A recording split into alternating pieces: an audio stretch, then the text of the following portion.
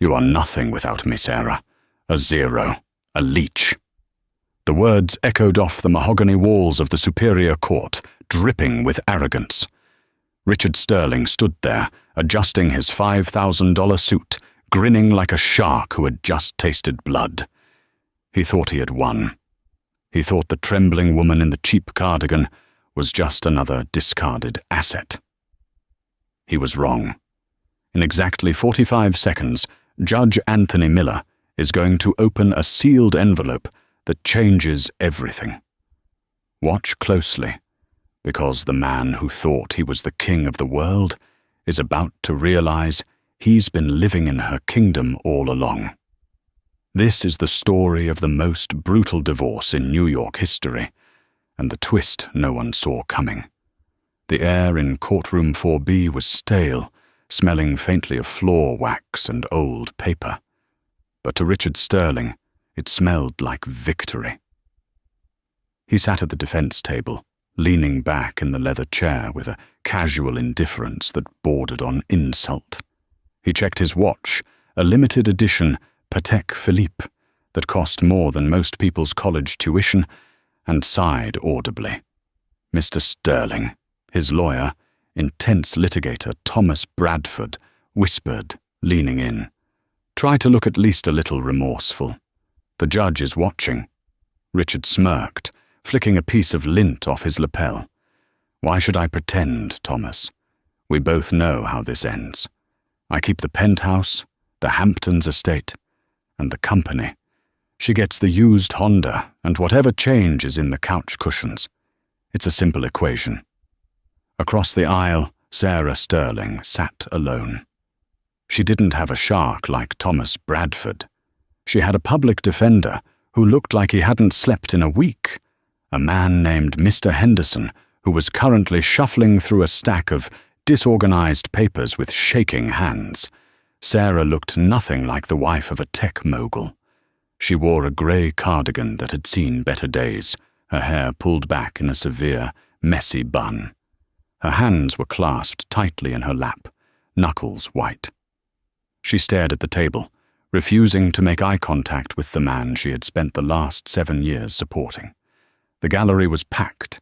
Divorce cases involving the CEO of Sterling Dynamics were bound to attract press, and Richard loved an audience. He had spent the last month planting stories in the tabloids, stories about Sarah's mental instability, her spending habits, and her inability to support his career. He had painted a masterpiece of a narrative. He was the long-suffering genius, and she was the anchor dragging him down. "All rise," the bailiff bellowed. Judge Anthony Miller entered the room. He was a formidable man, known in legal circles as the Hammer. He was 60 years old, with steel-grey hair and eyes that could seemingly drill through a witness's soul. He didn't tolerate nonsense, and he certainly didn't tolerate arrogance. Richard stood up, buttoning his jacket, flashing a practiced, charming smile at the bench. He had donated $10,000 to the judge's re-election campaign fund, indirectly through a shell company. He assumed that bought him a certain amount of leniency. "Be seated," Judge Miller grunted, not looking up from his file. "Docket number 42490B, Sterling versus Sterling. We are here to finalize the division of assets and address the petition for spousal support." Thomas Bradford stood up immediately. "Your Honor, my client, Mr. Richard Sterling, argues that the prenuptial agreement signed 7 years ago is ironclad. Furthermore, we intend to prove that Mrs. Sterling has violated the morality clause of said agreement, rendering her ineligible for even the basic stipend." A murmur went through the crowd. The morality clause? That was a low blow, even for a shark like Bradford. Richard glanced at Sarah. She hadn't moved. She was a statue of misery. Good, he thought. Stay down. "We are ready to proceed, Your Honor," Bradford continued, his voice smooth as silk. "We will show that Sarah Sterling is not the victim she portrays herself to be, but a woman who trapped a successful man, contributed nothing to his empire, and now seeks to rob him of his hard-earned legacy. Judge Miller peered over his reading glasses, looking first at Richard, then at the silent woman across the aisle. "Mr. Henderson," the judge addressed Sarah's lawyer. "Do you have an opening statement?" The disheveled public defender stood up, dropping a pen in the process. Yes, Your Honor. We simply ask for fairness. Mrs. Sterling supported her husband when he was a nobody. She worked 2 jobs while he developed his software. She deserves nothing," Richard interrupted, unable to help himself. The courtroom went silent. Judge Miller's gaze snapped to Richard. "Mr. Sterling, you will speak only when spoken to. Is that clear?" "My apologies, Your Honor," Richard said, his tone lacking any real apology. "I'm just emotional. It's hard to listen to lies." "Proceed," the judge said, waving a hand. Bradford called Richard to the stand first. This was the performance Richard had been waiting for. He walked to the witness box, swore on the Bible with a steady hand, and sat down. "Mr. Sterling," Bradford began, pacing in front of the jury box, even though this was a bench trial. "Tell the court about the state of your finances when you met Sarah Jenkins." Richard leaned into the microphone. "I was already on the rise. I had the vision for Sterling Dynamics. Sarah was a waitress. She was sweet, I suppose. I thought she was grounded. I didn't realize she was looking for a lottery ticket." "And during the marriage?" Bradford asked. "Did she contribute to the business? Did she help with the coding, the networking, the sales?" Richard laughed, a short, cruel bark. "Sarah? She can barely use an iPhone. No, she stayed home. She claimed she was keeping house, but mostly she just spent my money. She became a dead weight. When I landed the contract with the Defense Department last year, a contract worth $400 million, she didn't even congratulate me.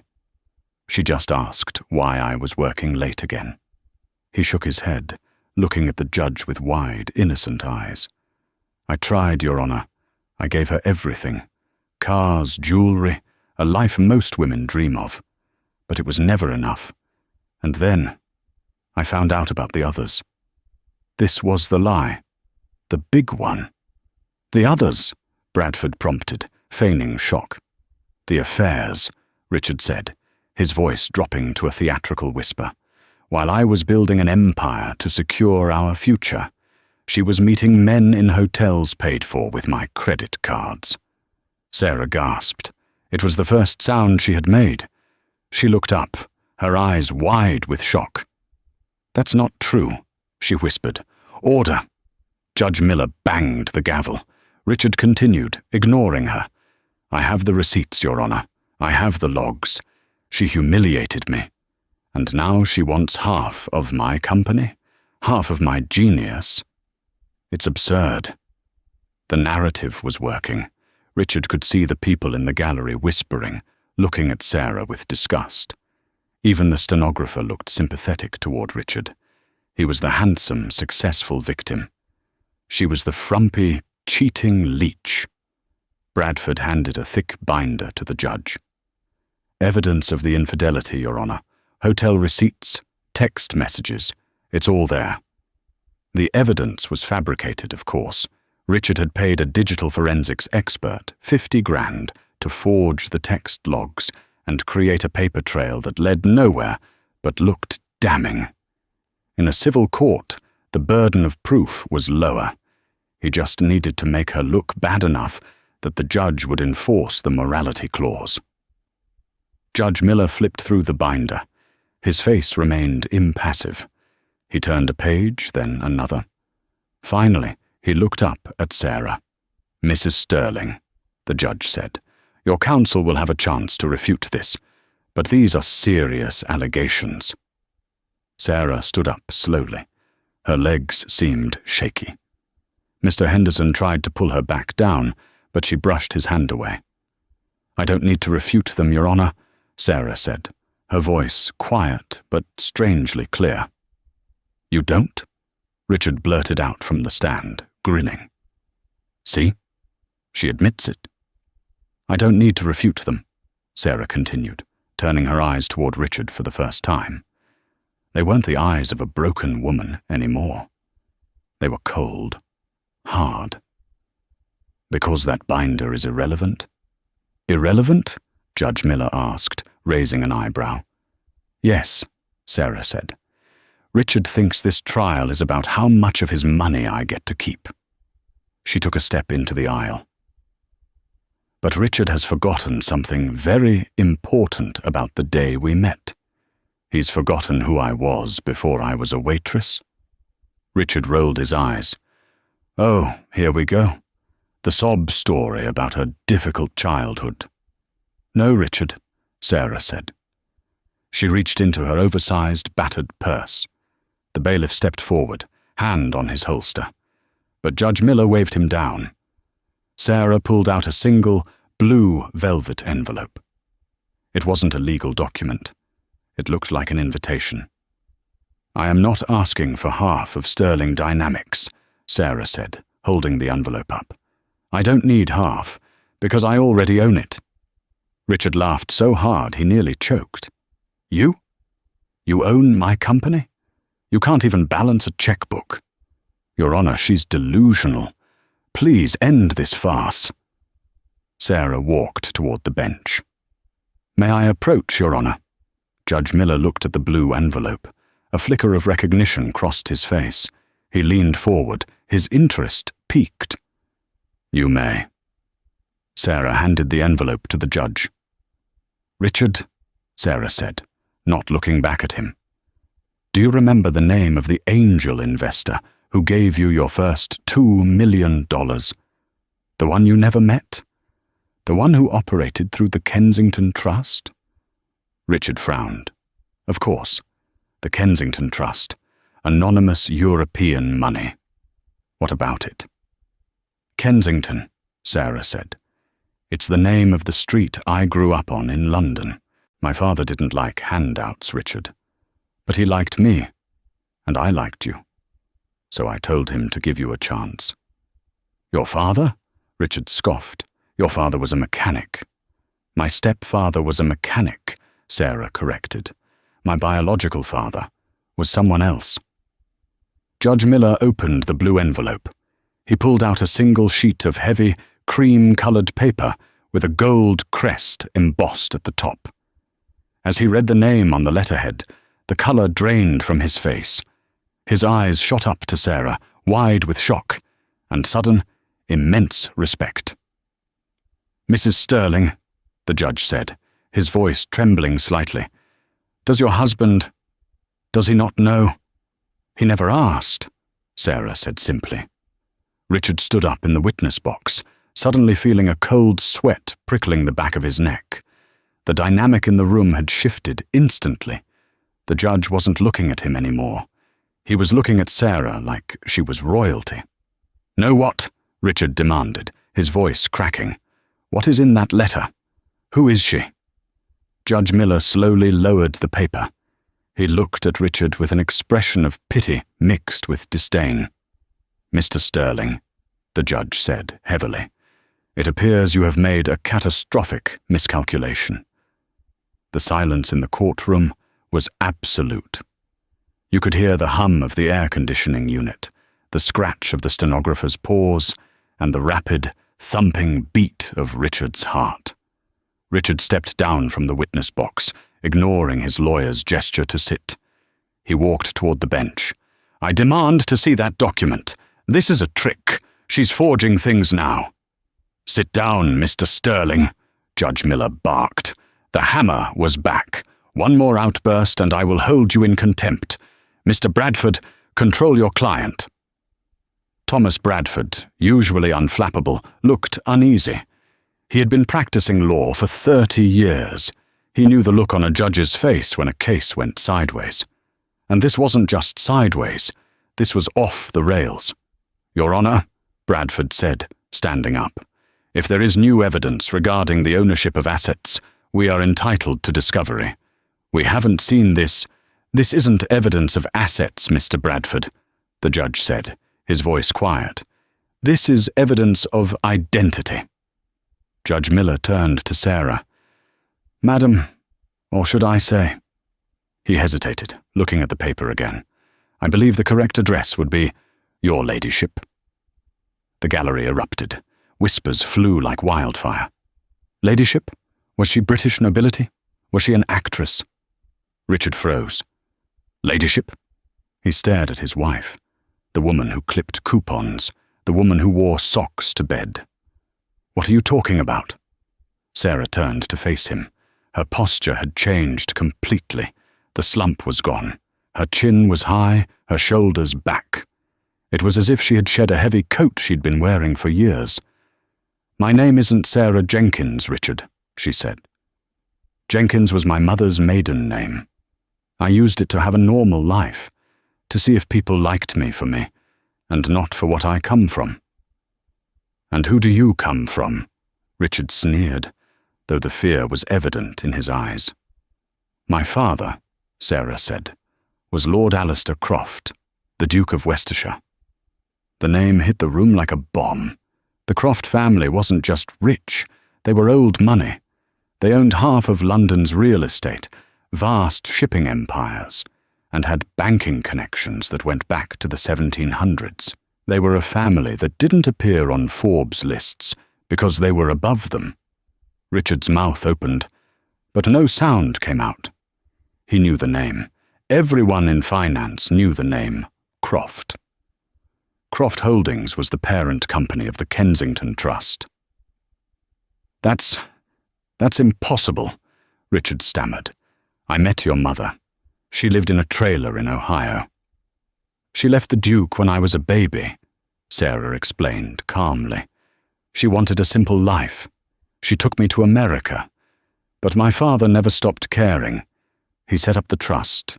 He funded my education. And when I met you, when I fell in love with a struggling, ambitious man with a dream, I asked the trust to back you. She took a step closer to him. You didn't build Sterling Dynamics from a garage, Richard. You built it because I wrote a check. I own 60% of the voting shares through the trust. I am the chairman of the board. I have been for 5 years, ever since my father passed. Richard felt the room spinning. He grabbed the edge of the defense table to steady himself. You own the company? I own you, she corrected. I let you play CEO. I let you take the credit. I let you be the genius because I loved you, and I thought it made you happy. I thought we were partners. She looked down at her cheap cardigan. I wore these clothes. I lived quietly, because I didn't want my wealth to overshadow your success. I wanted to be your wife, not your bank. Her eyes filled with sudden tears, not of sadness, but of anger. And how did you repay me? You cheated on me. You belittled me. And today you tried to destroy me in public. Judge Miller cleared his throat. Mr. Bradford, he said to Richard's lawyer, it seems your motion to enforce the prenuptial agreement is complicated.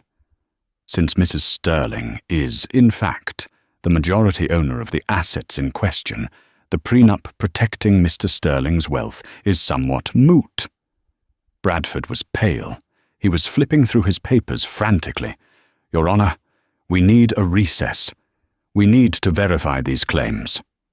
Oh, they are verified, Judge Miller said, holding up the letter. This is a notarized affidavit from the Royal High Court of Justice in London, accompanied by the seal of the Kensington Trust. It also includes a personal note. The judge looked at Sarah with a soft smile. It says here that the trust reserves the right to dissolve the executive board of any subsidiary company if the moral character of the CEO brings disrepute to the family name. Richard's knees gave out. He sat down hard in his chair. Disrepute? Richard whispered. Humiliating your wife in open court? Judge Miller mused. Faking evidence of infidelity? I would say that qualifies as disrepute. Sarah looked at the judge. Your Honor, I have one more witness I would like to call. Someone who can testify to my husband's true character, and to the affairs he claims I had. Who? Bradford snapped. We haven't been notified of any witness. He's a surprise witness, Sarah said. He just arrived. The courtroom doors at the back swung open. A tall man in a dark suit walked in. He carried a briefcase and walked with a military bearing. But it wasn't a lawyer. It was Julian Vance. Wait, I cannot use those names. It was Arthur Penhaligon. Richard gasped. Arthur Penhaligon was his CFO, his right-hand man, the man who knew where all the bodies were buried. Arthur, Richard hissed. What are you doing here? Arthur didn't look at Richard. He walked straight to the witness stand. I'm here to testify, Your Honor, Arthur said.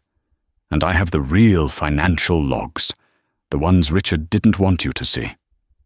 Richard Sterling gripped the defense table so hard his knuckles turned the color of old bone. The wood creaked under the strain. He felt as though the floor of the courtroom had turned into quicksand. Arthur Penhaligon sat in the witness box, adjusting his glasses. Arthur had been Richard's shadow for a decade. They had played golf every Sunday. Richard had been the best man at Arthur's wedding. Arthur was the one person Richard trusted to hide the skeletons.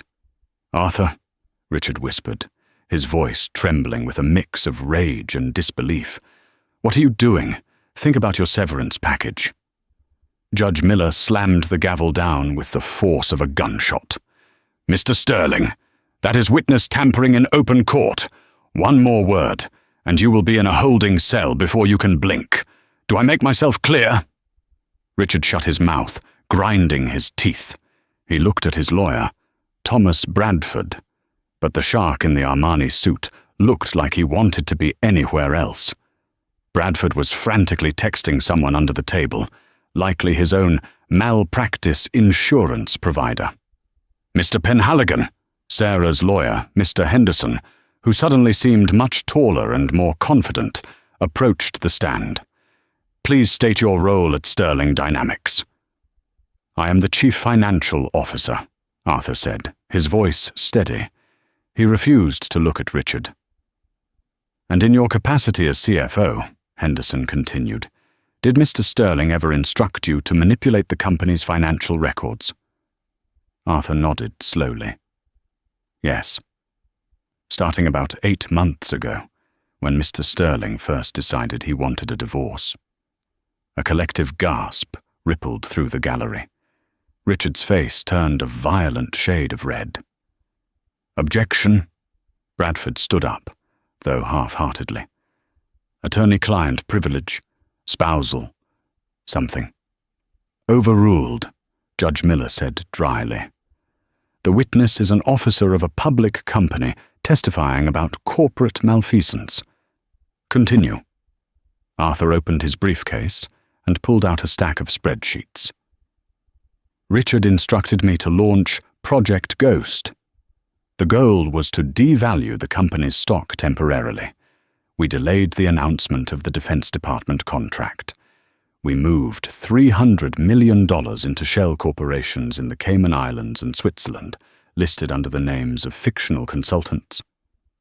And why did he do this? Henderson asked. To lower the valuation of the marital assets, Arthur said. He wanted to make it look like Sterling Dynamics was struggling, so that when he divorced Mrs. Sterling, the settlement would be based on a fraction of the company's true worth. He planned to rediscover the money once the divorce was finalized. Sarah stood there, listening. She didn't look surprised. She looked vindicated. He stole from the company, Henderson clarified, to hide money from his wife? Essentially, yes, Arthur said. But he made a critical error. And what was that? Arthur finally turned to look at Richard. The look in his eyes wasn't betrayal. It was pity. He forgot who signs my checks. Richard thought he was the ultimate authority, because he was the CEO. But the bylaws of Sterling Dynamics are clear. The CFO reports directly to the board of directors, and specifically to the chairman.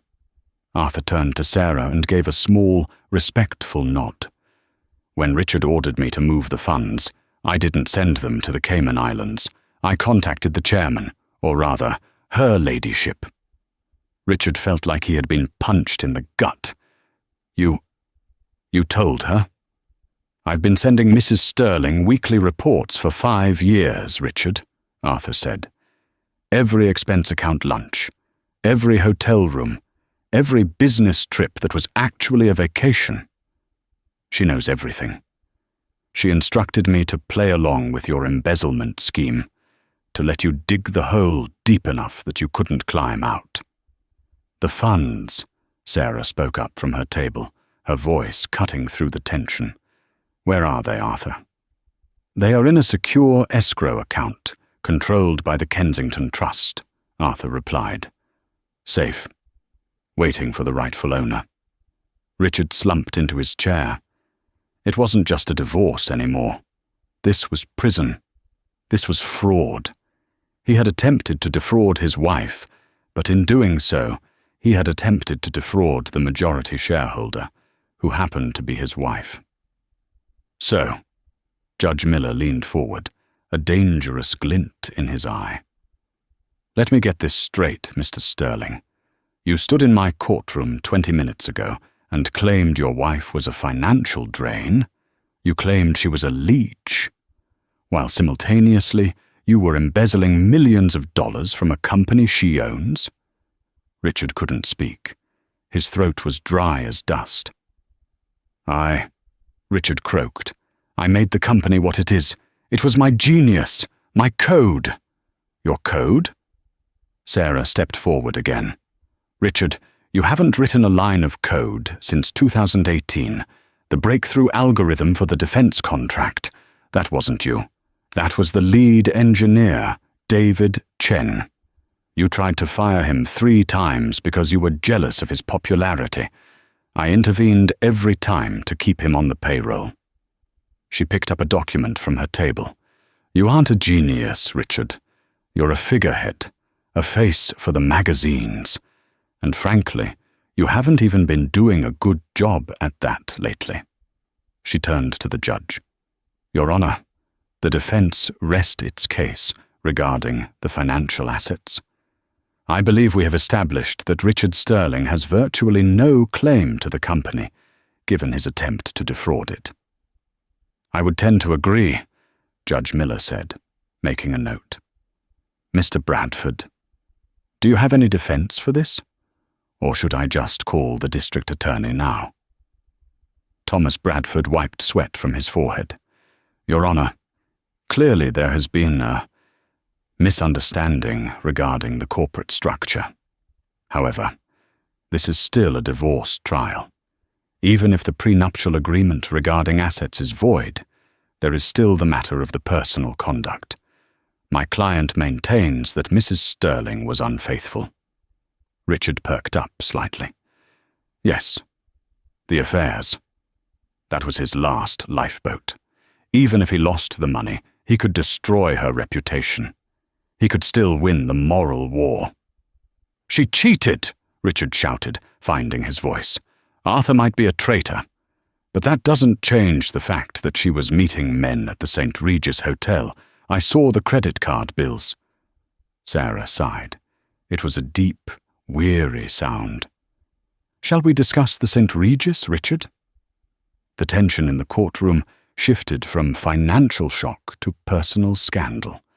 The gallery leaned in. Money was interesting, but infidelity? That was what everyone secretly wanted to hear about.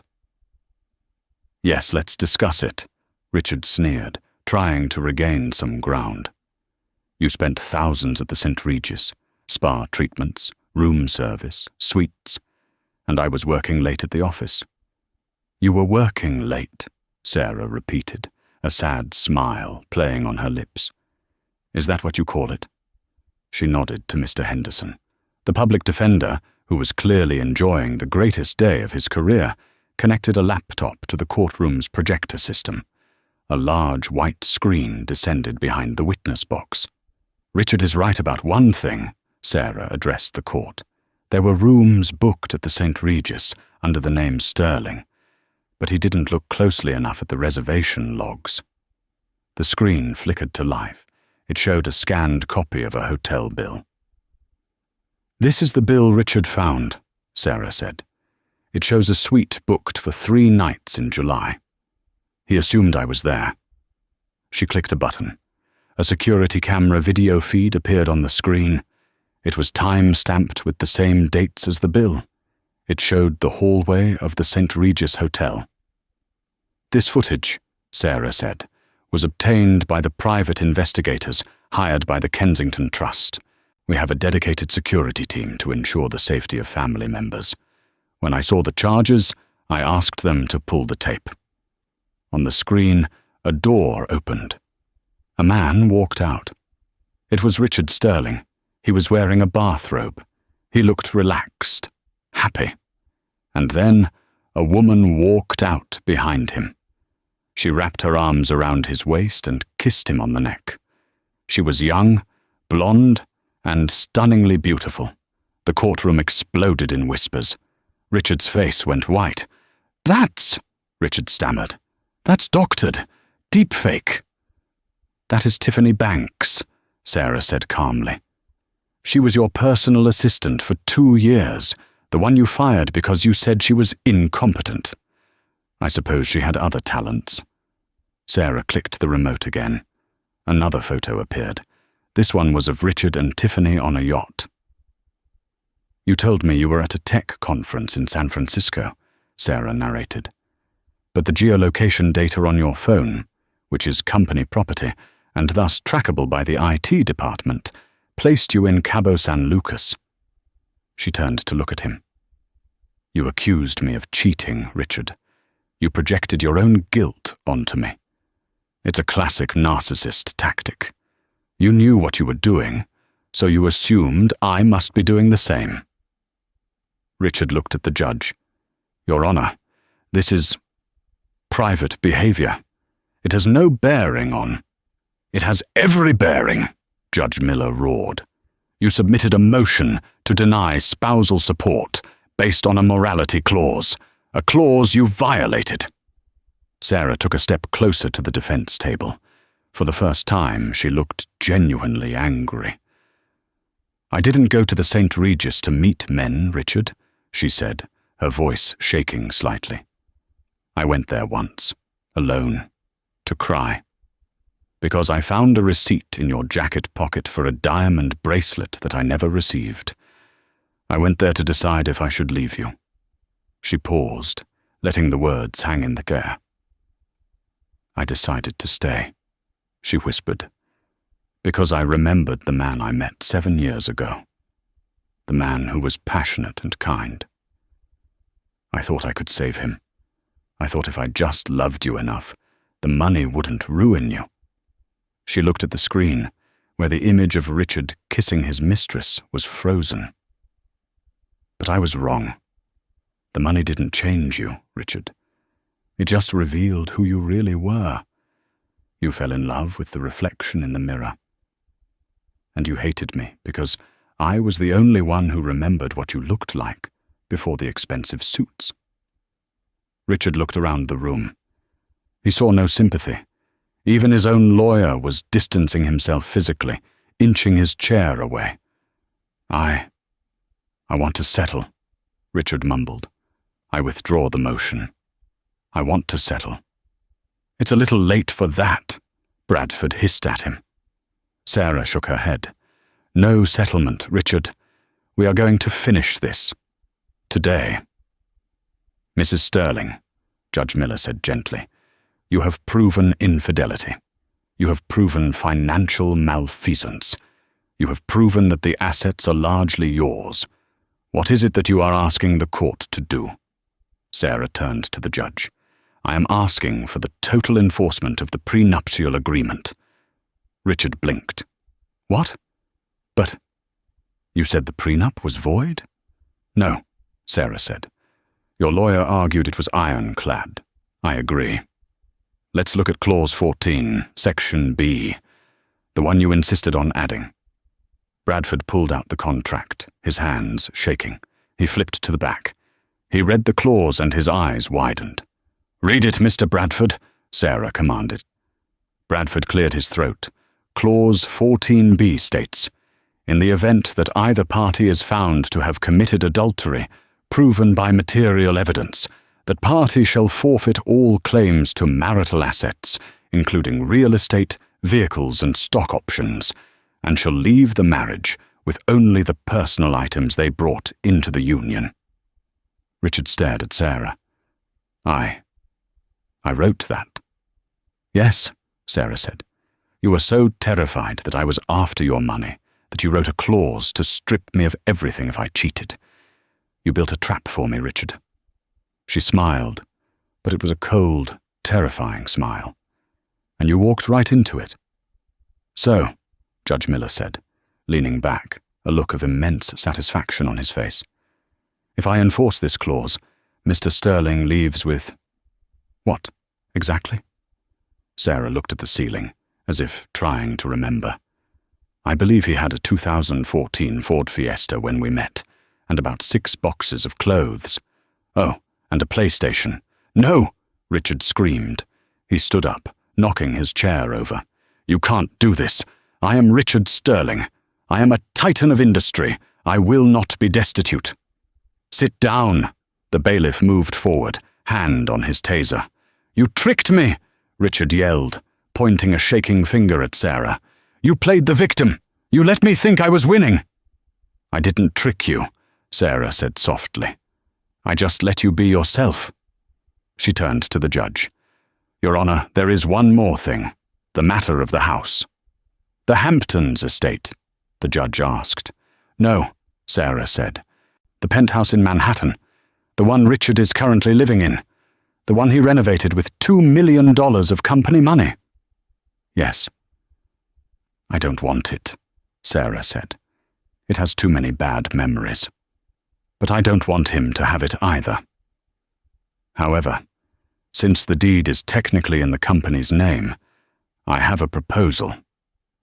"I'm listening," the judge said. "I have been in contact with a charity," Sarah said. "The New Start Foundation. They provide housing for women and children escaping abusive situations. I would like to donate the penthouse to them. Today." Richard's eyes bulged. "My penthouse? You're turning my penthouse into a shelter?" "It seems fitting," Sarah said. "Since you tried to throw your wife out on the street, your home should be used to shelter those who have nowhere else to go." "I won't allow it," Richard shouted. "I will appeal. I will sue you until you are broke."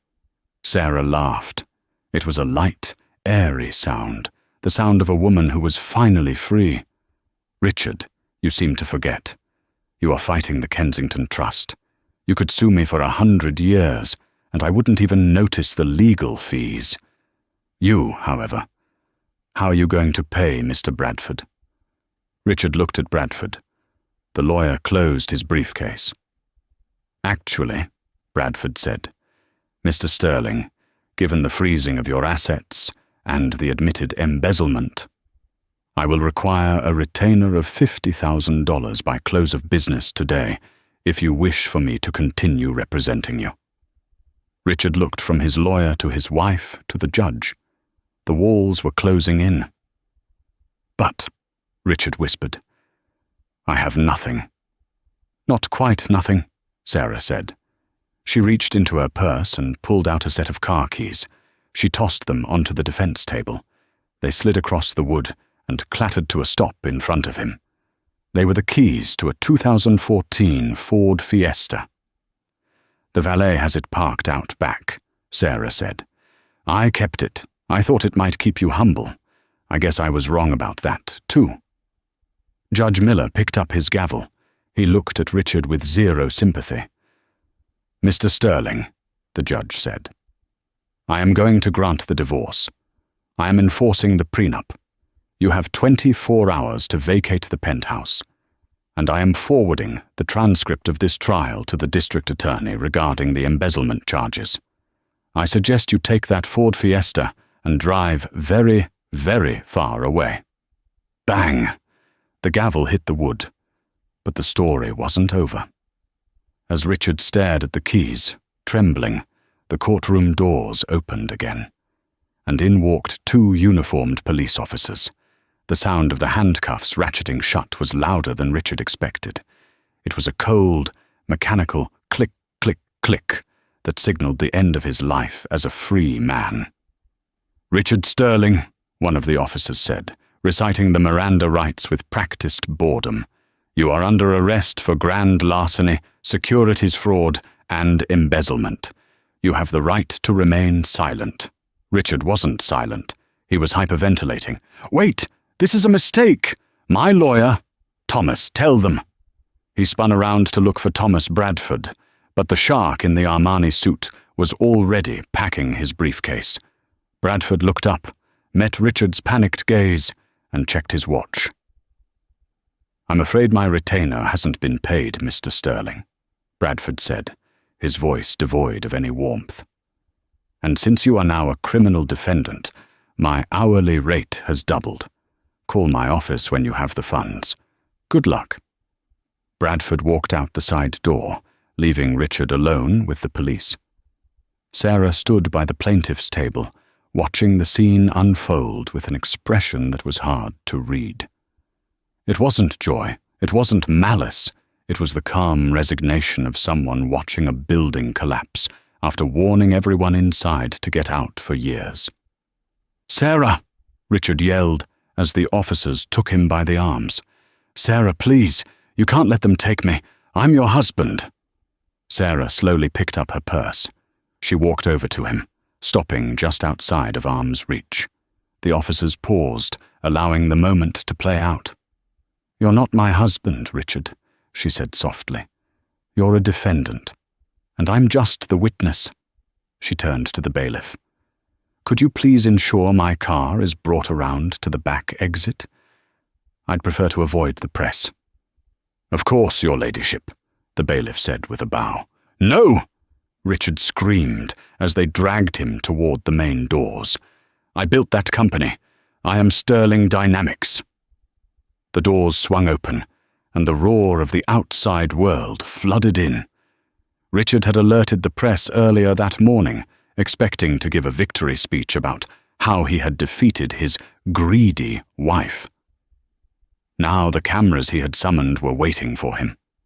As Richard was hauled down the courthouse steps, the flashes were blinding. Reporters shouted questions that tore through his ego like shrapnel. "Mr. Sterling, is it true you stole from your own wife? Richard, did you really fake the accounting logs? Is it true you're being evicted from the penthouse?" And then, the dagger to the heart. A reporter from a tabloid shoved a microphone in his face. "Richard, Tiffany Banks just sold her story to TMZ. She says you promised to marry her once you scammed your wife out of her settlement. Do you have a comment?" Richard's knees buckled. Tiffany. Even she had turned on him the moment the money dried up. He was shoved into the back of a squad car. The hard plastic seat was uncomfortable. The window was separated by a wire mesh. As the car pulled away, Richard looked out the window one last time. He saw a black town car pulling away from the rear of the courthouse. In the back seat, he caught a glimpse of a silhouette. Sarah. She wasn't looking back. She was looking forward. For the first time in 7 years, Richard Sterling realized he was completely, utterly alone. And the worst part? He knew, with a sinking dread in his stomach, that he deserved every second of it. 12 months later, the penthouse on Fifth Avenue looked different now. The stark, cold, minimalist decor that Richard had favored, black leather, chrome, abstract art that looked like violence, was gone. The walls were painted a soft, welcoming yellow. The expensive Italian marble floors were covered in plush, durable rugs. The smell of expensive cologne had been replaced by the scent of baking cookies and fresh laundry. It was no longer the bachelor pad of a tech mogul. It was the safe haven house. Sarah walked through the main living area, carrying a clipboard. She looked vibrant. The grey cardigan was gone, replaced by a tailored navy blazer and slacks. Her hair was down, cascading over her shoulders in waves. She looked 10 years younger. "Lady Sarah," a woman named Maria called out. Maria was the director of the shelter. "The new shipment of backpacks for the kids just arrived. They love them." "Please, Maria, just Sarah," she corrected with a smile. "And that's wonderful. Make sure every child gets a set of school supplies, too. I don't want them to worry about pencils and notebooks." Sarah walked to the massive floor-to-ceiling window that overlooked Central Park. This was the spot where Richard used to stand, drinking scotch, looking down on the city like he was a god. Sarah looked out and saw a city she was finally part of. Sterling Dynamics was gone. Sarah had dissolved the brand.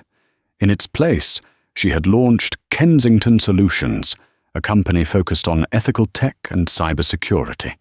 She had rehired David Chen, the engineer Richard tried to fire, and made him CEO. The company's stock was higher than it had ever been under Richard's reign. But Sarah wasn't just a businesswoman. She was free. Her phone buzzed. It was an automated notification from the Department of Corrections. Status update. Inmate, number 89402. Visitation request denied. Sarah sighed and deleted the notification. Richard had been writing to her from Upstate Correctional Facility every week for the last year. At first, the letters were angry. Then they were bargaining. Lately they had been pathetic, filled with tear-stained apologies and promises that he had found God and changed. She never opened them. She had a lawyer scan them for threats and then shred them. Upstate, in a medium security facility, Richard Sterling was currently mopping the floor of the cafeteria. He looked older. His hair, once perfectly styled, was thinning and grey. The arrogance was gone, beaten out of him by the reality of a 5-year sentence for fraud. "Hey, Sterling!" a large inmate named Miller shouted, kicking over a bucket of dirty water. "You missed a spot." Richard didn't argue. He didn't sneer. He just dipped his mop back into the bucket and started cleaning up the mess. "Yes, Miller. Sorry," Richard mumbled. Later that afternoon, during his break in the common room, Richard sat in the corner, staring at the television mounted on the wall. It was tuned to the local news. And in local news, the Woman of the Year. "Gala is set to take place tonight at the Met," the anchor announced. Honorary Lady Sarah Croft is expected to announce a new initiative to help victims of financial abuse. The screen cut to footage of Sarah. She was walking out of a building, laughing at something a handsome man next to her had said. The man was Arthur Penhaligon, her faithful financial advisor, but the way he held her elbow suggested they had become more than just colleagues. Richard stared at the screen. She looked radiant. She looked happy. "That's my wife," Richard whispered to no one. "Used to be, old man." A young inmate sitting next to him laughed. "Now she's royalty, and you're just the guy who scrubs the chili off the floor." Richard looked down at his hands. They were rough, calloused, and empty. He thought about the prenuptial agreement. He thought about the Ford Fiesta. He thought about the blue envelope. He realized, finally, that the prison wasn't the bars or the guards. The prison was the knowledge of what he had thrown away. He had held a diamond in his hand and traded it for a handful of glitter. He stood up and walked back to his cell. He had a letter to write. But this time, he wouldn't send it. He would write a letter to himself, trying to figure out where the hell Richard Sterling had died, and who this ghost was that remained. The sun was setting over the Hudson River, casting a golden glow over the small park bench where Sarah sat. This wasn't a fancy park. It was a small, quiet spot in Queens, overlooking the water. It was where she and Richard had their first date 8 years ago. They had eaten hot dogs and talked until 3 a.m. She hadn't come here in years. A car pulled up to the curb. It wasn't a limo. It was a sensible, clean sedan. Arthur Penhaligon stepped out. He held 2 coffees. He walked over and sat next to her. He didn't speak for a long time. He just handed her a cup. "You okay?" Arthur asked gently. "I am," Sarah said. She took a sip. "I just needed to come here one last time, to say goodbye to the ghost." "He's up for parole in 2 years," Arthur noted, "with good behavior." "I know," Sarah said. "I won't be at the hearing. I have nothing to say to him. His punishment isn't prison, Arthur. His punishment is that he has to live the rest of his life being Richard Sterling." Arthur smiled. The foundation received a donation today. Anonymous. $500. "Oh?" "It came from the commissary account of an inmate in upstate," Arthur said. "It was accompanied by a note. It just said, 'For the rent.'" Sarah paused. She looked at the water. $500 was a fortune in prison wages. It would have taken Richard a year to earn that scrubbing floors. "He's trying," Sarah whispered. "It's too late for us. But maybe it's not too late for his soul." She stood up, brushing off her coat. She looked at the empty bench. She could almost see the ghosts of their younger selves sitting there, the waitress and the dreamer. She forgave the girl she used to be for being naive, and she released the anger she held toward the man he became. "Ready to go?" Arthur asked, offering his arm. "Yes," Sarah said, taking it. "We have a lot of work to do." As they walked toward the car, Sarah stopped. Parked down the street, covered in a thin layer of dust, but still running, was the 2014 Ford Fiesta. She had kept it, not out of spite, but as a reminder. She walked over to the car, opened the glove box, and pulled out the registration. She signed the back of the title.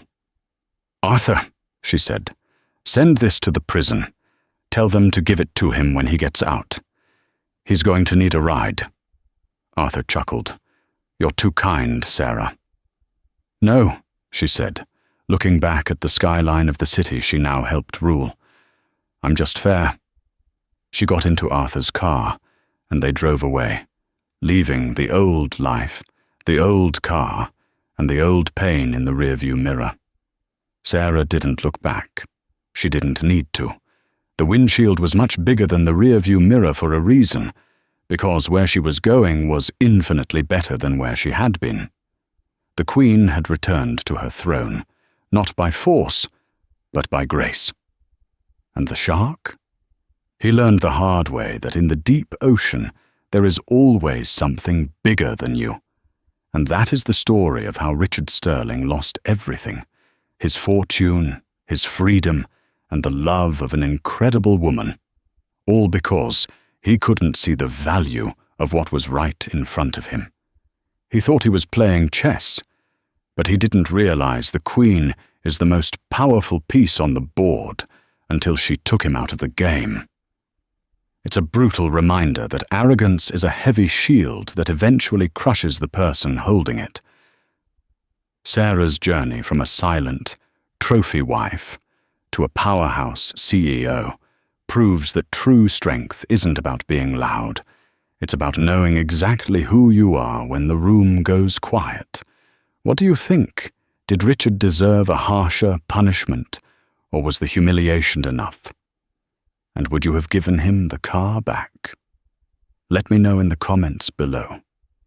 If you enjoyed this story of justice and karma, please hit that like button. It really helps the channel. And don't forget to subscribe and ring the bell so you never miss a story. We have a crazy one coming up next week about a lottery winner who hid his ticket in a place you will never guess. Thanks for watching, and see you next time.